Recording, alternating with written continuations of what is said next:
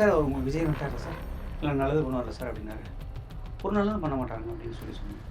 என்ன சார் இப்படி சொல்லிக்கணும்? ஒரு கெடுதலும் பண்ண மாட்டார். ஸோ எங்களுக்கு அது போதும்னு. அவர் ஒரு நல்லதும் பண்ண மாட்டார், ஒரு கெடுதலும் பண்ண மாட்டார்.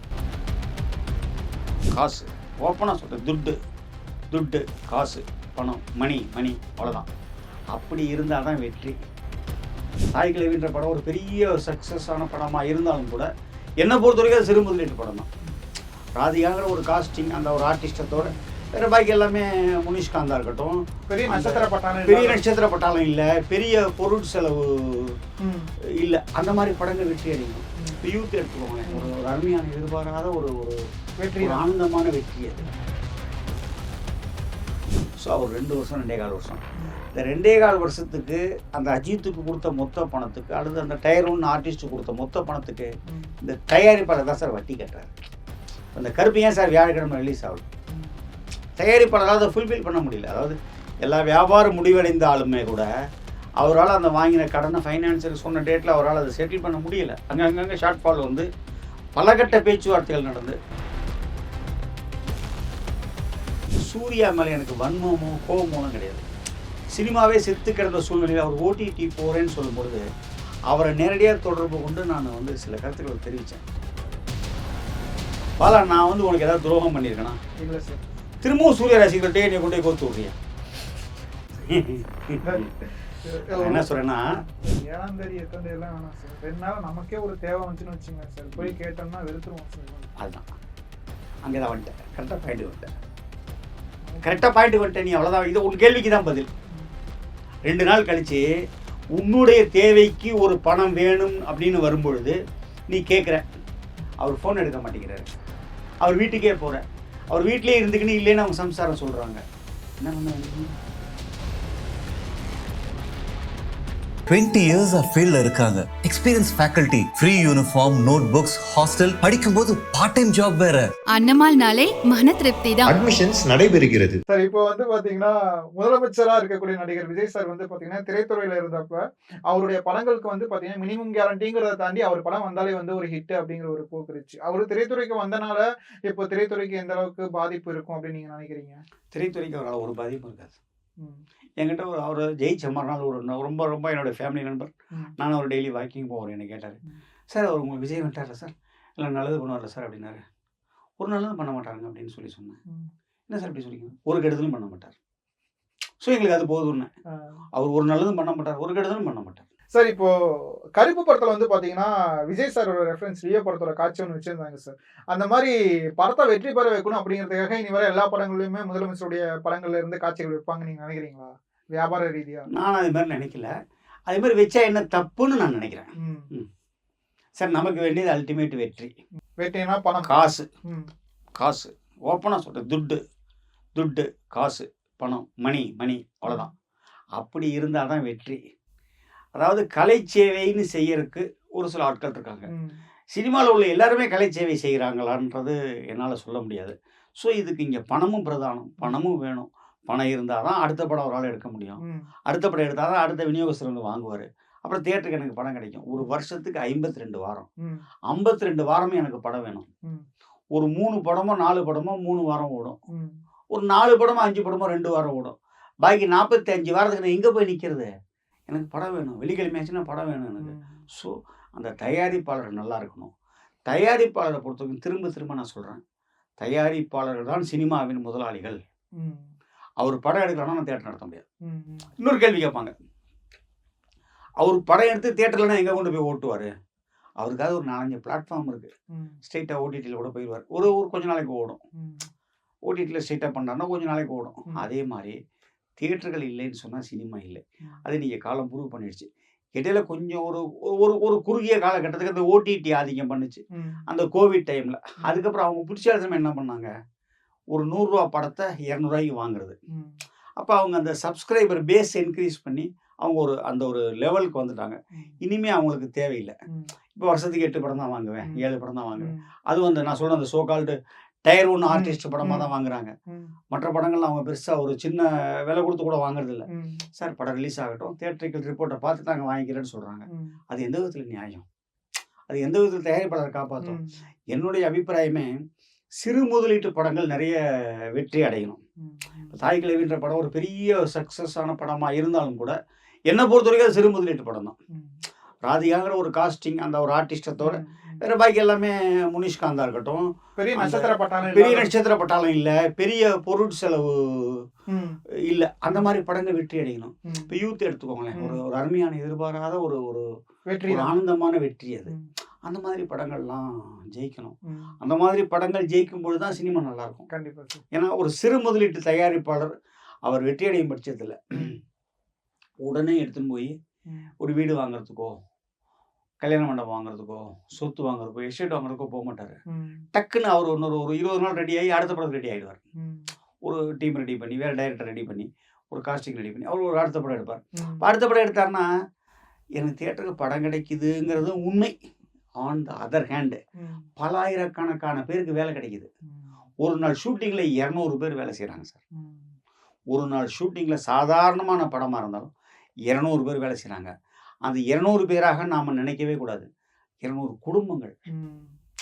அவருக்கு அன்றைக்கி கிடைக்கிற பேட்டா 900, 1200, 800 என்னமோ அது as per Pepsi rules okay. அதை அவர் எடுத்து போய் வீட்டில் கொடுக்குறாருல. ஏன்னா அவரோட 2 வேளை 3 வேளை சாப்பாடு இங்கே போயிட்டுது அவருக்கு. அவருக்கு அப் அண்ட் டவுன் எல்லாமே அவருக்கு டிரான்ஸ்போர்ட் வரைக்கும் அந்த யூனிட்டே கொடுத்துருது. ஸோ அங்கே வாங்குற 900, 800 வீட்டில் கொண்டு போய் கொடுக்குறாரு. அப்போ குடும்பம் நல்லாயிருக்கு. ஒரு மாதத்தில் ஒரு 15 நாள் 20 நாள் ஷூட்டிங் நடந்ததுன்னா ஒரு நாளைக்கு 1000 ஒரு 15,000 அவருக்கு கிடைக்குது. அதை வச்சு தானே அவங்க ஃபேமிலி வீட்டு வாடகை கொடுக்குறாங்க. அவருடைய குழந்தைகள் படிக்கிறாங்க, மருத்துவ செலவு இருக்குது, அவங்க வீட்டில் வயசான அம்மாவோ அப்பாவோ இருப்பாங்க. ஸோ ஒரு படம் நடக்குது, ஒரு முதலீட்டு தயாரிப்பு, சிறு முதலீட்டு தயாரிப்பாளர் அடுத்த படம் பண்ணுறாருன்னா பல்லாயிரக்கணக்கான தொழிலாளர்கள், குடும்பங்கள் பிழைக்குது.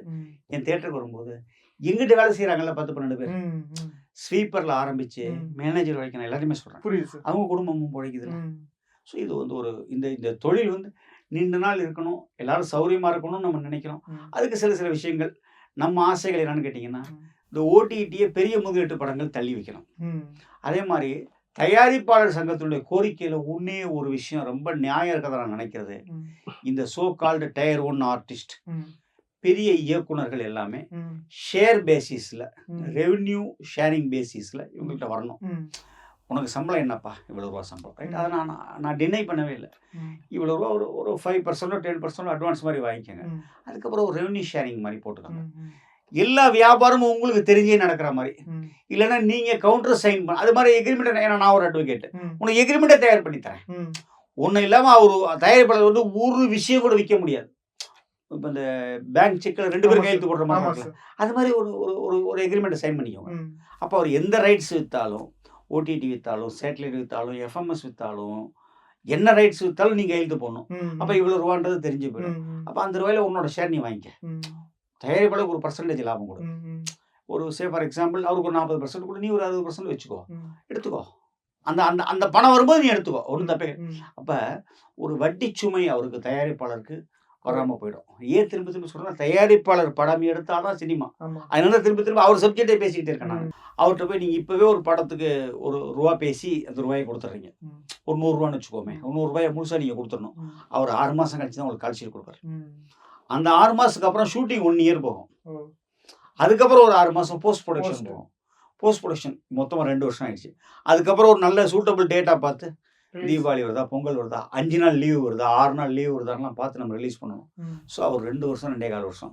இந்த 2.25 வருஷத்துக்கு அந்த அஜித்துக்கு கொடுத்த மொத்த பணத்துக்கு, அல்லது அந்த டயர் 1 ஆர்டிஸ்ட்டுக்கு கொடுத்த மொத்த பணத்துக்கு இந்த தயாரிப்பாளர் தான் சார் வட்டி கட்டுறாரு.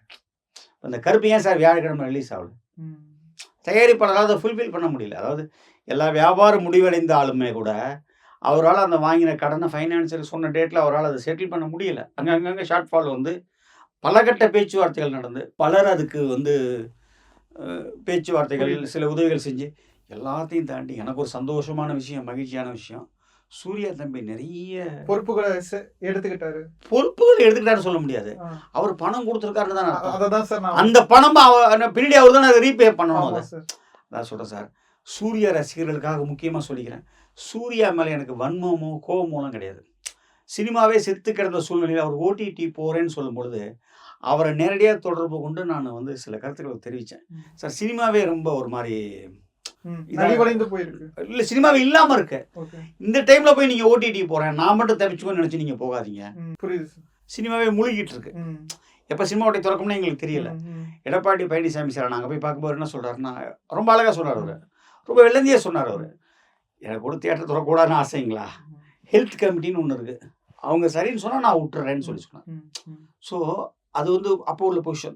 அப்போ இந்த தம்பி வந்து அவர் ஓடிடி போனாருங்கிற ஒரே ஒரு வருத்தம் தான். அது கோவமோ வன்மமோ கிடையாது. இப்போ இந்த மாதிரி நேரங்கள் அவர் எவ்வளோ உதவி செஞ்சுருக்கிறாரு, அதில் அவர் அவர் அவர் எவ்வளோ பொறுப்பெடுத்து அந்த பணத்தை அவர் செலுத்த போகிறாரு, இதெல்லாம் எனக்கு தெரியும். நான் அதில் நம்பர்லாம் பொதுவெளியில் சொல்லணுன்ற அவசியம் இல்லை, சொல்லவும் நான் விரும்பலை. அந்த மாதிரி விஷயங்களுக்கு என்னுடைய பாராட்டுகளையும் அந்த தம்பிக்கு தெரிவிச்சுக்கிறேன் நான். அந்த அவர் அதெல்லாம் பண்ணினேன், அந்த லெட்டர் எடுத்து அந்த லெட்டர் கொடுத்து அந்த பொறுப்பெல்லாம் ஏற்றுக்கிட்டதுனால அந்த படமே வெளில வந்துச்சு. அதனால தான் இன்றைக்கி தியேட்டர்கள்லாம் இன்றைக்கி வந்து ஒரு மாதிரி என்ன சொல்கிறது, ஒரு திருவிழா மாதிரி இருக்கு சார். தீபாவளி மாதிரி இருக்குது, திருவிழா மாதிரி இருக்குது, ரெண்டும் ஒன்று தான். எனக்கு சந்தோஷம் சார். இப்போ சூர்யா சாரோட படம் வந்து வெளியே வந்துச்சு சார். வெளியே வந்ததுக்கு அப்புறமேட்டு ஒரு 2-3 நாள் வந்து பார்த்தீங்கன்னா உலக அளவில் வந்து பார்த்தீங்கன்னா 100 கோடிகளுக்கும் மேலே வந்து வசூல்லாம் செஞ்சிருச்சுன்னு சொல்கிறாங்க சார். இது வந்து எந்த அளவுக்கு நம்பகத்தன்மையான இந்த நம்பரில் வந்து இத்தனை வசூல் அப்படிங்கிறது வந்து எதுக்காக, இது வியாபாரத்துக்காக சொல்கிறாங்க, இன்னும் வியாபாரத்தை பெருக்கணும் அப்படிங்கிறதுக்காக? பாலா, நான் வந்து உனக்கு ஏதாவது துரோகம் பண்ணியிருக்கேனா? இல்லை சார். திரும்பவும் சூரிய ராசிகள்கிட்டே என்னை கொண்டு போய் கோத்து விட்றியா? என்ன சொல்கிறேன்னா, சூர்யா சார் மட்டும் இல்லை சார், பெரிய பெரிய நடிகர்களுடைய படங்கள் சார். பெரிய நடிகர்களுடைய படங்கள் இந்த மாதிரி நம்பர் போடுறாங்க இல்லையா, அதுக்கு நான் பலமுறை விளக்க சொல்லியிருக்கேன். இப்பவும் அதுதான் சொல்கிறேன் நான். இப்போ நடந்துட்டு இருக்கிறது மே மாதம், இன்னொரு 10 மாதம் வெயிட் பண்ணிக்கோ. வர்ற ஏப்ரல் மாதம் இந்த சூர்யா படத்தை தயாரிச்சிருக்காங்கல்ல, அந்த கம்பெனி ஒரு இன்கம் டேக்ஸ் ரிட்டர்ன்ஸ் போடுவாங்க. போடுவாங்களா போட மாட்டாங்க? அதில் இந்த நம்பர் வந்துச்சுன்னு வச்சுக்கோயேன், அன்னைக்கு பாலமுருகன் என்னை கூப்பிட்டு திரும்ப கேள்வி கேளு. Super sir. என்ன சூப்பர் சார். இது இந்த படத்துக்கு மட்டும் இல்லை, எல்லா பெரிய நடிகர்களுடைய எல்லா தயாரிப்பாளர்களுடைய அந்த போஸ்டருக்கும் இதாக விளக்கம். அவங்க படம் எடுத்த அந்த வருஷம் ஏப்ரல் மாதம் அவங்களோட இன்கம் டேக்ஸ் ரிட்டர்ன்ஸில் இந்த நம்பர் காட்டப்பட்டிருக்குதா, அதில் தெரிஞ்சிடும். இது வரைக்குமே வந்து நிறைய பேர் வந்து பூசி மொழிகி வந்து போனாங்க சார். ஆனால் இப்படி ஒரு வழி இருக்குன்ட்டு யாருமே சொன்னதில்லை சார். எப்படி சார் எந்த ஒரு பயமும் ஒளிவு முறைவும் இன்றி இப்படி இது பண்ண தெரிஞ்சிடும் அப்படின்ட்டு சொல்கிறீங்க நீங்கள்? தெரியும், நான் முதலே சொல்லிட்டேன். கடவுள் ஒன்று, அப்பா மனசாட்சி ஒன்று, எங்கள் ஃபாதர் ஒன்று, 3 பேருக்கு மட்டும்தான் பயப்படுவேன். வேறு யாருக்கும் பயப்படணுன்ற அவசியம் எனக்கு இல்லை. ஏன்? Okay sir. வழியில் மடியில் கனமில்லை என்றால் வழியில் பயம் இல்லை அப்படின்னு அதெல்லாம் இல்லை, அதெல்லாம் பெரிய டைலாக், அதுக்கு எனக்கு சம்மந்தமே இல்லை. எனக்கு எந்த பயம் இல்லை. எனக்கு தெரிஞ்ச விஷயத்த நான் பட்டவர்த்தனமாக சொல்லுவேன். நான் தெரியாத விஷயத்த தெரியலன்னு சொல்லிடுவேன் நான். ராஜன் சாருடைய மறைவு, அதை பற்றி என்ன சார்? ஒரு ஈடு செய்ய முடியாத இழப்பு சார். எனக்கெல்லாம் தனிப்பட்ட முறையில் ஒரு பெரிய இழப்பு. ஒரு பெரிய போராளி. சிறு முதலீட்டு படங்களுக்கு தயாரிக்கக்கூடிய தயாரிப்பாளர்களுக்காகவும் படங்கள் இந்த வீடியோ பைரசியில் வரக்கூடாதுன்றதுக்காக பர்மா பசாரில் போய் தனி மனிதனாக நின்று போராடிய ஒரு ஒற்றை போராளி. அவருடைய இழப்பு வந்து ஒரு ஈடு செய்ய முடியாத இழப்பு. அவருடைய டெத்துக்கான காரணத்தை என்ன கேட்காதீங்க. சில விஷயங்கள் சொல்ல முடியும், சில விஷயங்கள் சொல்ல முடியாது. சொல்ல முடிந்தது சொல்லுங்க சார். சொல்ல முடிந்தது அவருக்கு ஆக்சுவலாகவே உடம்பு சரியில்லை, அது ஒரு ரீசன். அவருக்கு அவர் கொடுத்த கடன்களை அவரால் வசூல் பண்ண முடியலை. அதில் ஒரு மன உளைச்சல்லே அவர் இருந்தார். கொடுத்த காசை வாங்க முடியல சார். கடன் சுமையினால வந்து தற்கொலை அவருக்கு எந்த கடன் சுமை எனக்கு தெரியல. நிறைய பேர் வந்து பார்த்தீங்கன்னா கடன் சுமையினால வந்து தற்கொலை பண்ணியிருப்பாங்க. ஆனால் வந்து கொடுத்த காசை வாங்க முடியலன்ட்டு ஒருத்தர் வந்து தற்கொலை பண்ணிக்கிறாரு அப்படிங்கிறது ரொம்ப கஷ்டமாகவும் ஏற்றுக்க முடியாத மாதிரி இருக்கு சார். அது அப்படி ஏமாத்துனது. உனக்கு மாதம் எவ்வளோ சம்பளம் சார்? எனக்கு 25,000. 25,000. 1ஆம் சம்பளம் போடுவோம். 5ஆம் போடுவாங்களா? 2ஆம் சார். 2ஆம் போடுவாங்க. 2ஆம் 25,000 வாங்க. ஒரு 25 பேருக்கு ஆளுக்கு ஒரு 1,000 கொடு. அந்த 25 பேர் திருப்பி தர மாட்டான் சத்தியமாக. இன்னைக்கு நாட்டு நிலைமை அது மாதிரி. அப்படி திருப்பி தராத போது ஒரு 7ஆம் 8ஆம் வாக்கில் உனக்கு என்ன உணர்வு வருதுங்கிறது எனக்கு ஃபோன் பண்ணி சொல்லு சார். 7ஆம் 8ஆம் எல்லாம் வேணாம் சார். 2 நாள் நமக்கே ஒரு தேவை வந்துச்சுன்னு வச்சுங்களேன் சார், போய் கேட்டோம்னா வெறுத்துருவோம் சார். அதுதான் அங்கே தான் வந்துட்டேன். கரெக்டாக பாயிண்ட் வந்துட்டேன். நீ அவ்வளோதான். இது உன் கேள்விக்கு தான் பதில். 2 நாள் கழித்து உன்னுடைய தேவைக்கு ஒரு பணம் வேணும் அப்படின்னு வரும்பொழுது நீ கேட்குற, அவர் ஃபோன் எடுக்க மாட்டேங்கிறாரு, அவர் வீட்டுக்கே போகிற, அவர் வீட்டிலே இருந்துக்கின்னு இல்லைன்னு அவங்க சம்சாரம் சொல்கிறாங்க, என்ன பண்ணுவ நீ? அதுதான் ராஜன் சாருக்கு ஏற்பட்டங்களா. இவ்வளோதான், சிம்பிள், வெரி சிம்பிள். பாலா மூலமாக குமுதம் வாசகர்கள் மூலமாக நான் உலகத்துக்கே சொல்ல விரும்ப ஒரே கருத்து இதுதான். ஓடிடி எங்களுக்கு எதிரியே இல்லை. First point. ஓடிடியில் என்ன பிரச்சனைனா, ரிலீஸ் அன்னைக்கு காலையில் டைட்டில் கார்டு போடுறாங்கல்ல, அதில் ஸ்ட்ரீமிங் பார்ட்னர்னு போட்டுடுறாங்க. ஸ்ட்ரீமிங் பார்ட்னர்னு போடுறதுனால என்ன ஆகுதுன்னு கேட்டிங்கன்னா, இந்த சாதாரணமாக உள்ள படங்களுக்கு முடியல அப்படின்னு கேட்டிங்கன்னா ஒரு 50 பேர் இல்லைன்னா 60 பேர் 40 பேர் வருவாங்க. இப்போ என்ன நினைக்கிறான்னா எல்லாருக்கும் இதுக்கு சப்ஸ்கிரிப்ஷன் போட்டு வச்சுருக்கான். 799, 899, 999 ஒரு பேக்கேஜ் போட்டு வச்சுருக்கான். அவன் ஒரு 2 பேர் ஸ்கூட்டர்லேயோ கார்லேயோ போகும்போதோ இல்லை பஸ்ஸில் போகும்போதோ ட்ரெயினில் போகும்போது அந்த படத்துக்கெல்லாம் ஏமா அவ்வளோ போகும், 2 வாரம் கழிச்சு ஓடிடியில் வந்துடும், நம்ம செல்ஃபோன்லேயே பார்த்துக்கலான்றான். அந்த உணர்வு அவனுக்கு மாறணும். அதனால தான் அந்த 8 வீக்ஸ்ன்ற ஒரு விண்டோ வைக்கணும்னு சொல்கிறோம். அந்த விண்டோ வச்சுட்டோம்னா 8 வாரம் அந்த படத்தை பார்க்க முடியலன்னு நினைக்கிறவன் ஒரு 30 பேர் தியேட்டருக்கு வந்துடுவான். அது 30, 35 ஆகும், 35, 40 ஆகும். அந்த காலையில் முதல் ஷோ, வெள்ளிக்கிழமை ஷோ காலையிலேயே ஷோ கேன்சல் ஆகும்போது எங்களுக்கு இரிட்டேட்டிங் ஆகிடுச்சு. விரக்தியின் உச்சத்துக்கே போயிடுறோம். ஏன்னா வெள்ளிக்கிழமை ரிலீஸ்னால் வியாழக்கிழமை சாயங்காலமே போஸ்டர்லாம் ஒட்டி பேனர்லாம் ஏற்றி பேனர்லாம் நல்லா எரெக்ஷன் பண்ணி எல்லாம் வச்சு வெள்ளிக்கிழமை காலையில் இன்னும் சொல்ல போனால் இப்போவாது டிஜிட்டல் சினிமா, அன்றைக்கெல்லாம் கேன் சினிமா. வெள்ளிக்கிழமை காலையில் 9 மணிக்கு அந்த முதல் கேனோ இல்லை கடைசி கேன் எடுத்துன்னு பிள்ளையார் கோயிலுக்கு போய் நாங்கள் அர்ச்சனைலாம் பண்ணிட்டு வருவோம் சார். ரொம்ப தேட்டரில் உண்டு சார் அது. இன்றைக்கி அதெல்லாம் இல்லாமலே போயிட்டு. அது காரணம் காலையில் ஷோக்கு 7 பேர் தான் வர்றான், 6 பேர் தான் வர்றான். அதுக்கு இந்த இந்த இந்த ஸ்ட்ரீமிங்கை வந்து கொஞ்சம் தள்ளி வச்சா அவங்க ஆட்கள் உள்ள வருவாங்களோ, அப்படி அதனுடைய லாபம் அவங்களுக்கு தானே கிடைக்க போகுது. எனக்கு பாதி, அவங்களுக்கு பாதி. அதுக்கு தான் சொல்றோம். வேற ஒன்றும் ஓடிடிக்கு நாங்கள் எதிராளர்கள் அல்ல. ஓகே சார், ஒரு விநியோகஸ்தரா, ஒரு திரையரங்கு உரிமையாளரா வந்து நீங்க அடுத்து எதிர்பார்த்துட்டு இருக்க ஒரு படம், இது வந்து விமர்சன ரீதியாகவும் வருவாய் ரீதியாகவும் பயங்கர ஒரு வெற்றியை கொடுக்கும் அப்படின்னு நீங்க எதிர்பார்த்துட்டு இருக்க படம் என்ன சார்? நாளை காலையிலேருந்து வரக்கூடிய அத்தனை படங்களையும் எதிர்பார்க்குறேன் சார். இப்போ கருப்பு படம் ரிலீஸ் ஆகிற நாளைக்கு அடுத்த நாள் வந்து பார்த்தீங்கன்னா ஜெய் சாருடைய சட்டென்று மாறுது வானிலை படம், ஒரு சின்ன பட்ஜெட் படம் ரிலீஸ் ஆகிறதுக்கு தயாராக இருந்துச்சு சார். ஒரு சின்ன பிரச்சனைனால வந்து கருப்பு வந்து பார்த்தீங்கன்னா அடுத்த நாள், அதாவது 2 படம் ஒரே நாளில் ரிலீஸ் ஆகுது. இந்த மாதிரி ஒரு பெரிய பட்ஜெட் படத்தை கூட எதிர்பாராத சூழலில் ஒரு சின்ன பட்ஜெட் படம் ரிலீஸ் ஆகிறப்போ அந்த படத்தினுடைய நிலைமை வந்து ரொம்ப கேள்விக்கு உள்ளாகிறது சார். அதை பற்றி அதை தவிர்க்க முடியுமா? தவிர்க்கவே முடியாது. இதுக்கு நான் 2 விதமாக பதில் சொல்ல விரும்புகிறேன். சட்டென்று மாறுது வானிலை படம் நல்லா இருந்ததுன்னா கண்டிப்பாக ஓடி இருக்கும்.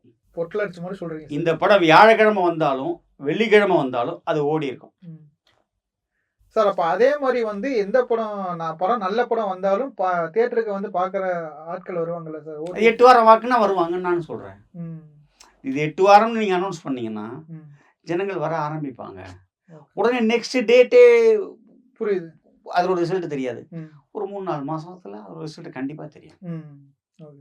ரொம்ப நன்றி சார், நெஞ்சார்ந்த நன்றி. நன்றி பாலா, நன்றி பாலா. ரொம்ப அருமையான உரையாடல் சார். தேங்க்யூ. 20 years ஃபீல்ட்ல இருக்காங்க. Experience faculty, free uniform, note books, hostel, படிக்கும்போது பார்ட் டைம் ஜாப் வேற. அன்னமால்னாலே மன திருப்தி தான். அட்மிஷன்ஸ் நடைபெறுகிறது. 12 ஆண்டுகளுக்கு ஒரு முறை வரும் உச்ச குரு பெயர்ச்சி உங்களுக்கு யோகத்தையும் லாபத்தையும் அள்ளித்தர, குரு பார்வையால் ஜாதக தோஷங்கள் நீங்கி சந்தோஷம் பெருக, சுபகாரிய தடைகள் அனைத்தும் விலகி சுபிட்சம் நிறைந்திட உங்களுக்காகவே உங்கள் பெயரிலேயே சங்கல்பம் செய்யப்படுகிறது. குமுதம் பக்தி ஸ்பெஷல் நடத்தும் அதி விசேஷமான தனி சிறப்புடைய குரு பெயர்ச்சி மகா யாகம். குரு அருளால் திருவருள் பெற்றிட உடனே முன்பதிவு செய்யுங்கள். 9840909525 அல்லது 8925800556.